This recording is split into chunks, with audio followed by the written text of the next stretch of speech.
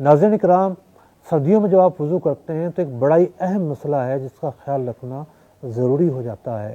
ہوتا یہ کہ جب پانی بہتا ہے، ہاتھوں میں پانی بہہ رہا ہے یا دیگر اعضاء پانی بہہ رہا ہے، تو کچھ جگہیں خشک رہ جاتی ہیں۔ علماء نے یہ بیان کیا کہ بالخصوص سردیوں میں دھونے سے پہلے گیلا ہاتھ پھیر لیا جائے۔ گیلا ہاتھ جب آپ پھیر لیتے ہیں تو وہ جگہ چکنی ہو جاتی ہے، اب پانی کا بہنا اس پر آسان ہو جاتا ہے۔ تو اس چھوٹے سے عمل سے آپ کا وضو بچ سکتا ہے، جو کہ نماز کے لیے فرض ہے۔ وضو نہیں ہوگا تو نماز نہیں ہوگی، نماز نہیں ہوگی تو گناہ سب پر باقی رہے گا۔ تو اس بات کا خصوصی طور پر خیال رکھا جائے، اور یہ بھی نہ ہو کہ آپ سنت موقدہ جو ہے اس کا ترک کر دیں، ایک ہی دفعہ ہاتھ دھو لیں، 3 دفعہ تسلیس جو ہے اس کا اہتمام کریں۔ اور تسلیس کے ضروری نہیں کہ آپ 3 دفعہ الگ الگ پانی بہائیں گے، ایک ہی دفعہ اگر آپ نے بہاتے ہوئے 3 دفعہ پانی بہا دیا تو بھی جو ہے وہ تسلیس پائی جائے گی، 3 دفعہ دھونا پایا جائے گا۔ اعضاء میں 3 دفعہ دھونا یعنی علاوہ مسح، یہ سنت موقدہ ہے۔